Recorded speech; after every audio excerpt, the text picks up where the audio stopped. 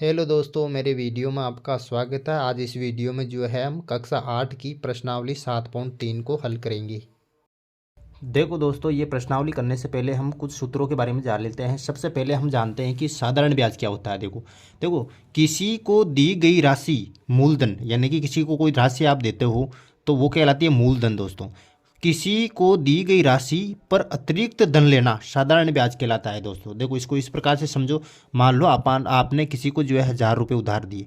ये 1,000 रुपये यदि 1 साल बाद वो जो है आपको वापस धन लौटाता है, मान लो आपको दे रहा है 1,100 रुपये, तो इसके ऊपर जो अतिरिक्त राशि आपको मिल रही है, कितनी मिल रही है? 100 रुपये आपको जो है ब्याज के तौर पर जो है एक अतिरिक्त राशि मिल रही है 100 रुपये के तौर पर। जो ये 100 रुपये क्या कहलाएगा दोस्तों? साधारण ब्याज कहलाएगा। यहाँ पर ध्यान रखना।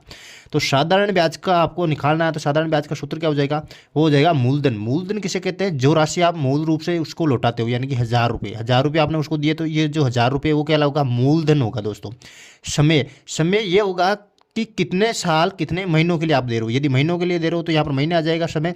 यदि घंटों के लिए दे रहे हो तो घंटा आ जाएगा। और यदि साल के लिए दे रहे हो तो साल आ जाएगा। यदि आपने 1 साल के लिए दिया तो 1 साल यहाँ पर आ जाएगा, 1 वर्ष। दर, आप किस दर पर दे रहे हो दोस्तों?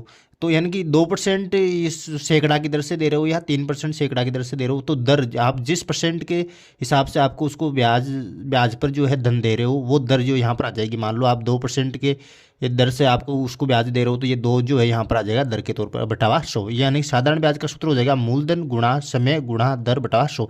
या फिर हम लिख सकते हैं, साधारण ब्याज को लिखते हैं SI से बराबर पी, मूलधन को बोलते हैं पी शॉर्टकट में, पी गुणा आर, समय टी समय का हो जाएगा और आर हो जाएगा दर का, पी गुणा आर गुणा टी बटावा 100। इस प्रकार से भी आप मूलधन को, ये साधारण ब्याज का सूत्र को लिख सकते हो दोस्तों।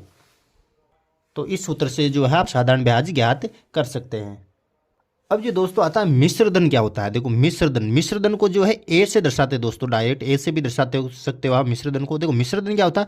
जो आपने मूलधन दिया, मूलधन के साथ आपको ब्याज जोड़ा है, ब्याज लौटाएगा वो वापस। यानी कि आपने किसी को 1,000 रुपये दिए और उसका ब्याज हो गया मान लो 1 साल का 100 रुपये दोस्तों। तो 1 साल तो कितने पहुंचाएगा, लौटाएगा आपको वापस? वो 1,100 लौटाएगा। तो ये 1,100 क्या हुआ? मिश्रधन हुआ दोस्तों। यानी कि मूलधन क्या हुआ? 1,000 और ब्याज कितना हुआ? 100। तो दोनों को जोड़ के कितना आया? 1,100। ये 1,100 क्या होगा? मिश्रधन। यानी कि मिश्रधन ज्ञात करने का सूत्र क्या है? मूलधन प्लस ब्याज। या फिर आप लिख सकते हो मिश्रधन को ऐसे दर्शाते हैं और पी क्या हो जाएगा? मूलधन प्लस SI साधारण ब्याज जोड़ दो मूलधन का अंतर, तो आपके पास क्या आ जाएगा? मिश्रधन। तो ये सूत्र हो गया मिश्रधन का यहाँ पर दोस्तों। अब जो दोस्तों आता है चक्रवर्ती ब्याज। पहले तो हमने पढ़ा साधारण ब्याज, अब आता है चक्रवर्ती ब्याज। क्या था? देखो, रकम समय पर ना लौटाने पर जमा ब्याज पर भी ब्याज लेकर रकम वसूल करना चक्रवर्ती ब्याज कहलाता है। यानी कि चक्रवर्ती क्या ब्याज और साधारण ब्याज में अंतर क्या, मैं समझाता हूं आपको। देखो मान लो आपने किसी को 1,000 रुपये उधार दिए। अब 1,000 रुपये आपको उसने 1 साल के लिए दिया। आपने मान लो 1 साल के लिए दिए, 1 साल के लिए, तो 1 साल को उसने ब्याज लौटाना है 100 रुपये दोस्तों। मान लो 1 साल का ब्याज हो गया आपके 1,000 रुपये पर, कितना हो गया? 100 रुपये। तो 1 साल के अंदर अंदर उसको आपको 1,100 रुपये लौटाने हैं। अब मान लो किसी कारणवश वो आपको नहीं लौटा पाया ये 1,000 रुपये, तो आप क्या करोगे? आपको क्या करना है? 1,000 का ब्याज कितना हुआ? 1 साल का कितना हुआ? 1,100 रुपये हुआ। अब जो है आप जो है दूसरे साल जो वो जितना विलंब करेगा, तो अब कितने का ब्याज लगेगा? 1,100 रुपये का लगा दोस्तों। यानी कि ब्याज पर भी ब्याज, यानी कि 1,000 रुपये तो आपने मूलधन दिया, अब मूलधन का ब्याज कितना हुआ? 1 साल का 100 रुपये हुआ। अब कितने हो गए? पूरे 1,100। अब जो है अगले साल जो ब्याज लगेगा वो कितने का लगा? 1,100। तो वो क्या कहलाएगा? चक्रवर्ती ब्याज कहलाएगा दोस्तों। यानी कि रकम समय पर ना लौटाने पर जमा ब्याज पर भी ब्याज लेकर रकम वसूल करना क्या कहलाएगा?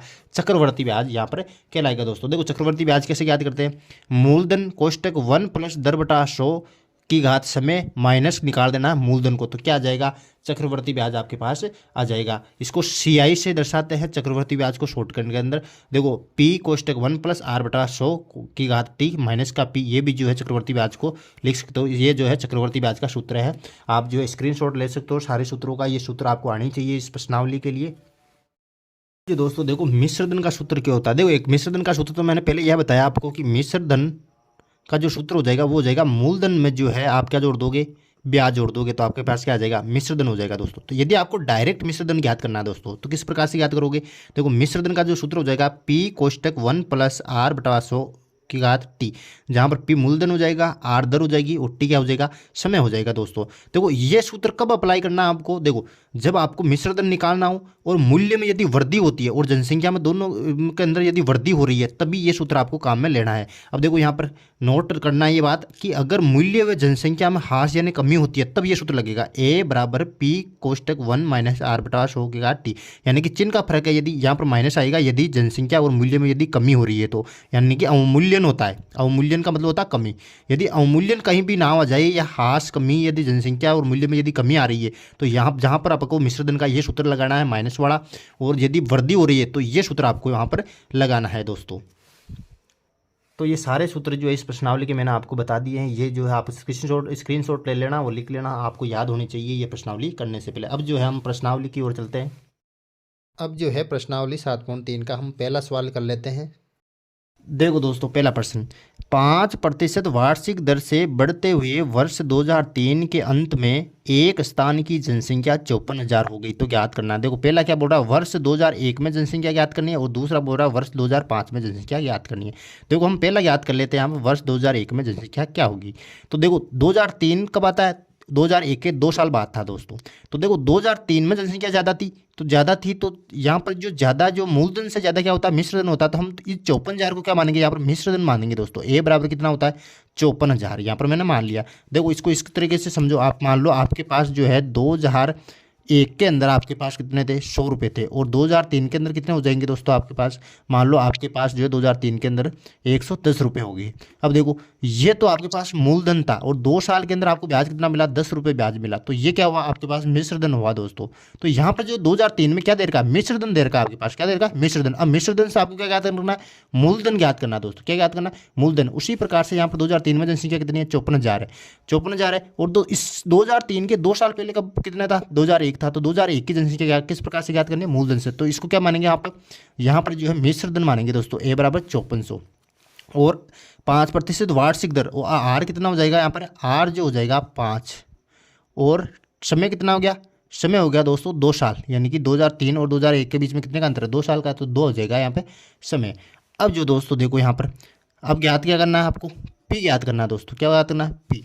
अब मिश्रधन का सूत्र क्या होता है, ए बराबर पी कोष्टक 1 प्लस आर बटावा 100 की घात टी। ये जो है किसका सूत्र होता है, मिश्रधन का सूत्र होता है दोस्तों। अब मिश्रधन से हम ज्ञात कर लेते हैं। देखो मिश्रधन क्या है यहाँ पे, 54,000 है दोस्तों, तो 54,000 एक की जगह रख दूंगा मैं, 54,000, ये हो गया 54,000।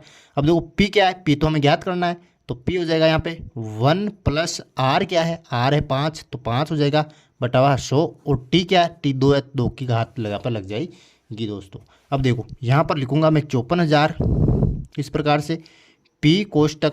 अब देखो यहाँ पर जो एक के नीचे कुछ नहीं है तो क्या एक है, अब मैं ले से ले लूँगा 100, और एक का ले से कितना आया, 100 आया दोस्तों। यहाँ पर 100 आ गया मेरे पास, एक का भाग दूंगा 100 में, 100 बार गया, 100 को 1 से गुणा करूँगा तो कितना आ जाएगा, 100 आ जाएगा मेरे पास, प्लस 5, 100 का भाग 100 में दूंगा तो एक बार गया, 1 को 5 से गुणा कर दूंगा तो ये आ गया 5 मेरे पास। यहाँ पर ये 2 घात लग जाएगी यहाँ पर दोस्तों। अब देखो 54,000 ये हो गया इधर, पी कोष्टक 100 और 5 कितने हो गए, ये हो गए दोस्तों 105, यहाँ पर 105, और नीचे कितना आ जाएंगे, यहाँ पर आ जाएगी 100। अब दो घात लग गई ऊपर यहाँ पर। अब देखो 54,000 बराबर पी गुणा 105 बटा 100 को दो बार गुणा करो। देखो 105 बटावा 100 गुणा 105 बटावा 100, ये जो है यहाँ पर 2 बार मैंने गुणा कर दिया क्योंकि 2 घात है यहाँ पर। अब जो है मैं काट लूँगा दोस्तों, देखो काट रहा हूँ 5 से, देखो 5 दूने 10, 20 बार काटा 100 को, फिर ऊपर 105 को जो है मैंने 21 बार काट लिया, किससे, 5 से, 5 दूने 10, 5 एकम 5। इसी प्रकार से इसको काट लूँगा, 100 को काट लूँगा 5 से, कितनी बार, 20 बार, 5 दूने 10 0, और नीचे जो है ऊपर जो है 21 बार इसको काट लूँगा इस प्रकार से। अब जो दोस्तों मैं क्या करूँगा, इधर दो देखो 5400 के नीचे कितना है, 1 है। अब देखो इसको वज्र गुणा कर लूँगा मैं, नीचे 1 को मैं पी से गुणा करूँगा तो क्या आएगा, पी आ गया मेरे पास इधर।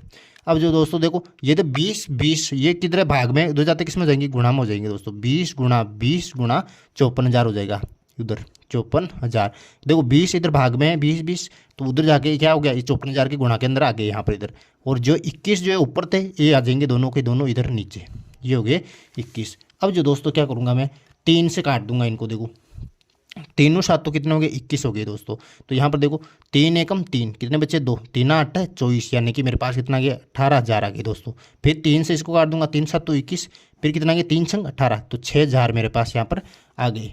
अब जो क्या करूँगा मैं, P बराबर 20 और 20 को यहाँ पर गुणा करूँगा तो कितना आ जाएगा मेरे पास, यहाँ पर आ जाएगा 400 दोस्तों। 20 और 20 को गुणा किया कितना है 400, 400 गुणा इतने कितने 6000 है, तो 6000 मेरे पास यहाँ पर आ गए दोस्तों। अब देखो नीचे कितने हैं, 7 गुणा 7 यानी कि 7 7 कितने होते हैं, 49 हो गए मेरे पास यहाँ पर। अब देखो P बराबर हो जाएगा 400 और 6000 को गुणा करूँ, देखो 6 चौका 24 और 24 गुणा 6 को और 4 को गुणा किया तो कितना है 24। अब जीरो कितने हैं पीछे, 2 है और 3 ही है, तो 3 और 2 5, तो ये आया दोस्तों। अब आपको क्या करना है, ये जो संख्या है 24,0,0,0,0,0, इसके अंदर आपको क्या करना है, गुण 50 का यहाँ पर भाग देना है। भाग देने पर जो संख्या आएगी वो आएगी आपके पास 48,979.59 के लगभग जो है आपके पास भाग देने पर आएगी। आप भाग दे लेना, आपको भाग तो आता ही होगा, गुण 50 को इसको काट देना, 48,979.59। देखो 5 के बाद में इधर क्या है 9, 9 के बाद में जो बड़ी संख्या आ जाए, यदि 5 से बड़ी संख्या आ जाए तो आप जो इसको इस प्रकार से लिख सकते हो, 48,979 को लिख सकते हो 80, यानी कि 48,980 जो है जनसंख्या थी कब, 2001 के अंदर। दोस्तों हम क्या करेंगे, अगला निकालेंगे दूसरा, कद वर्ष 2005 के अंदर। दोस्तों वर्ष 2005 कब है, देखो 2003 के 2 साल बाद आएगी 2005 दोस्तों, यहाँ पर 2 साल बाद आ रही है, यानी कि अब जो है 2005 के अंदर तो ज़्यादा ही होगी 2003 से जनसंख्या। तो अब की बार क्या मानेंगे, अब की बार जो है 2005 को मिश्रधन हो जाएगी और ये 2003 वाले क्या हो जाएगी, मूलधन हो जाएगी दोस्तों। अब की बार 2003 वाले को क्या मानना है, अब की बार पी मानना है दोस्तों। पहले क्या माना था, मिश्रधन माना था, अब की बार इसको पी मान लेना दूसरे के अंदर। अब देखो यहाँ पर अब की बार जो है 54,000 को क्या मानना है, मूलधन मानना है दोस्तों। 54,000 ये हो गया मेरे पास 54,000। आर वही का वही रहेगा 5 और टी भी कितना है, 2003 से 2005 के बीच में समय अंतराल कितना है, 2 का 2 है। तो अब की बार क्या ज्ञात करना है दोस्तों, अब की बार आपको मिश्रधन ज्ञात करना है। क्या ज्ञात करना है, मिश्रधन ज्ञात करना है, ये ध्यान रखना। तो देखो एक का सूत्र लगा लेंगे हम। एक का सूत्र क्या होता है, P कोष्टक 1 + R/100 की घात कितना हो जाएगा, T हो जाएगा दोस्तों। अब जो मान रखना है आपको, A बराबर P का मान अब की बार क्या मानना है, 54,000, तो 54,000 मैंने यहाँ तो उतार दिया 54,000। 1 + R का मान कितना है, R का मान 5 है, बटावा 100 मेरे पास हो जाएगा। और T का मान कितना है, T का मान 2 है, तो ये 2 यहाँ पर हो जाएगा दोस्तों। अब देखो A बराबर यहाँ पर हो जाएगा 54,000। अब देखो यहाँ पर कुछ नहीं है तो क्या, 100 का और 1 का ले से लूँगा तो कितना आ जाएगा, 100 मेरे पास हो जाएगा। ऊपर कितना आ जाएगा, देखो 1 का भाग 100 में दूंगा, 100 बार गया। 100 को 1 से गुणा करूँगा तो कितना आ जाएगा, 100 + 100 का भाग दूंगा 100 में तो 1 बार गया, और ये आ जाएगा 5, ये आ गया 2 हमारे पास। अब देखो A बराबर मेरे पास क्या आ जाएगा यहाँ पर 54,000। 100 को और 5 को जो है जोड़ूंगा तो मैं कितना आ जाएगा, 105/100, ये 2 आ जाएगा यहाँ पर। अब देखो दोस्तों A बराबर 54,000 गुणा 105/100 को मैं 2 बार लिख दूंगा, 105/100 को 2 बार गुणा कर लूँगा मैं इधर, क्योंकि 2 की 2 घात कितनी है, 2 है। अब देखो दोस्तों यहाँ पर देखो 2 जीरो ये गए तो 1 2 जीरो यहाँ से गए, 1 जीरो यहाँ से गया तो 1 जीरो यहाँ से गया। अब देखो क्या बचा वहाँ पर, A बराबर 54 बचा है दोस्तों यहाँ पर, गुणा 105 गुणा 105 और नीचे कितना बचा, 10 बचा दोस्तों। अब देखो मैं काट रहा हूँ यहाँ पर, देखो 5 से काट रहा हूँ, 5 दूने 10 और 5 दूने 10, 5 एकम 5 और इधर काटो देखिए, अब 2 दूने 4 और 2 साते 14 मेरे पास हो गए दोस्तों। अब देखो गुणा कर लूँगा मैं, 27 गुणा 21 गुणा 105, इन तीनों संख्याओं का आपको गुणा करना है। इनको गुणा करने पर आपके पास जो संख्या आएगी वो आएगी 59,535। तो 2005 में कितनी जनसंख्या होगी, 59,535। Very simple. देखो दोस्तों दूसरा सवाल क्या बोल रहा है, एक प्रयोगशाला में किसी निश्चित प्रयोग में बैक्टीरिया की संख्या 2.5% प्रति घंटे की दर से बढ़ रही है। यदि प्रयोग के शुरू में बैक्टीरिया की संख्या 5,06,000 थी तो 2 घंटे के अंत में बैक्टीरिया की संख्या ज्ञात कीजिए। देखो दोस्तों दूसरे प्रश्न के अंदर जो आपको बैक्टीरिया की संख्या दे रखी है ये मूलधन होगा। यहाँ पर P बराबर हो जाएगा 5,06,000, ये जो है दोस्तों यहाँ पर मूलधन होगा। अब जो है यहाँ पर दर जो दे रखी है R वो दे रखी है 2.5%, और T जो है 2 घंटे के पश्चात याद करनी है, तो 2 घंटे जो है यहाँ पर क्या हो जाएगी, ये जो है यहाँ पर जो है समय हो जाएगा। और आपको क्या ज्ञात करना है, मिश्रधन यहाँ पर ज्ञात करना होगा, क्योंकि 2 घंटे के पश्चात ज्ञात करना है दोस्तों।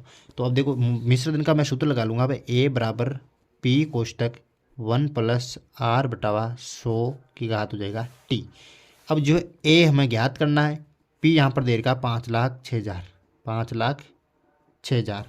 1 प्लस आर का मान कितना है 2.5, ये हो गया 2.5 बटा हुआ यहाँ पर हो जाएगा 100 की घात टी कितना है, टी हो गया 2 घंटे।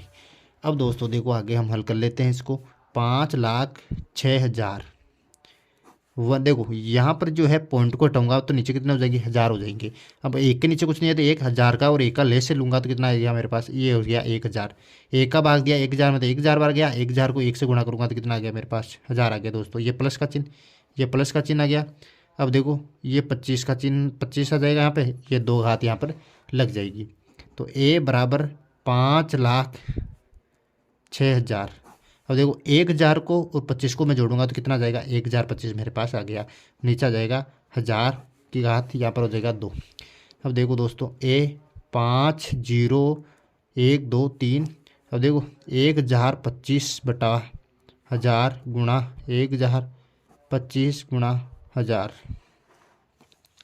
अब आगे हल कर लेते हैं इसको। देखो यहाँ पर देखो दोस्तों 3 जीरो है और यहाँ पर 3 जीरो है, तो इन 1,000 से मैं जो 3 जीरो को काट दूंगा यहाँ पे। अब बचेंगे यहाँ पर 506 गुणा 1,025 गुणा 1,025 बटा 1,000, ये बचा मेरे पास यहाँ पर।